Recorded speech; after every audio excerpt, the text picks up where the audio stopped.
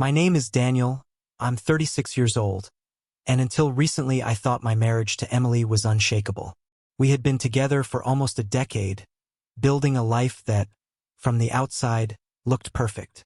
We owned a modest home, shared the same circle of friends, and often hosted family dinners on weekends.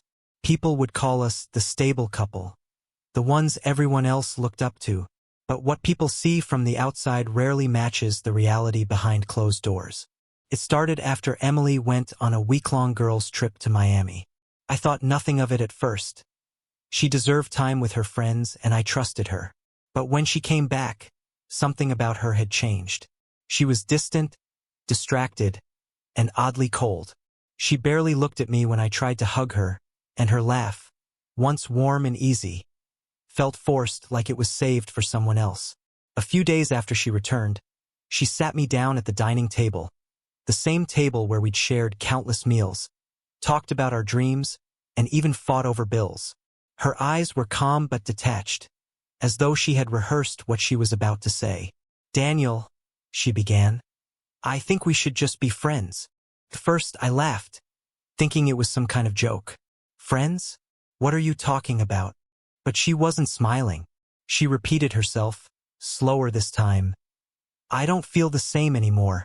I think we'd be better off as friends." The air in the room grew heavy, and for a moment, I couldn't breathe. 10 years of marriage reduced to a casual line, delivered like she was discussing dinner plans. I wanted to ask her why. I wanted to ask what had changed. But something inside me told me the answers wouldn't matter. Whether it was someone else or simply her boredom, the result was the same. She no longer saw me as her partner. I didn't fight, at least not then. Instead, I nodded slowly and said, "If that's what you want, then that's what we'll do." Her expression flickered, almost like she was expecting a scene, tears, or at least an argument. But I gave her nothing. That silence unsettled her more than any words could. In the following days, I moved with quiet precision.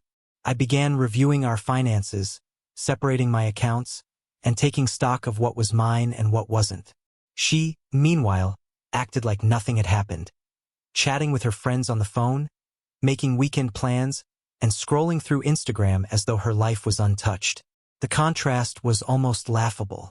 She thought she had the upper hand, that I'd beg her to stay or cling to the scraps of affection she was offering. But instead, I gave her space, the kind of space she didn't know how to handle.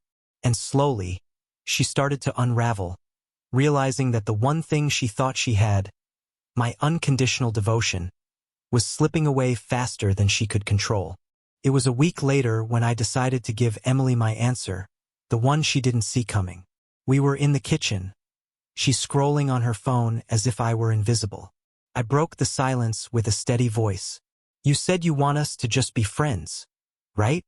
She looked up, slightly startled, and gave a quick nod. "Yes, I think that's best for both of us."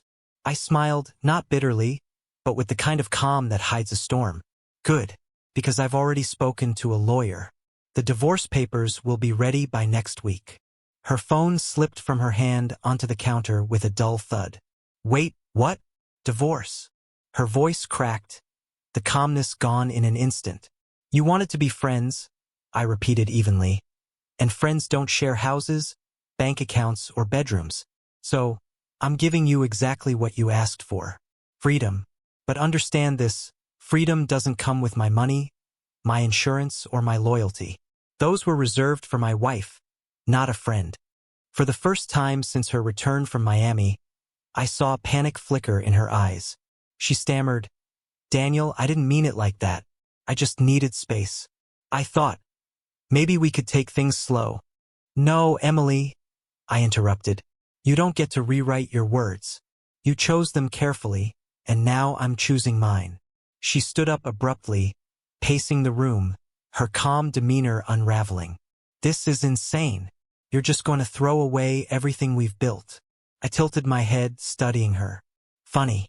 That's exactly what you did the moment you said we should be friends."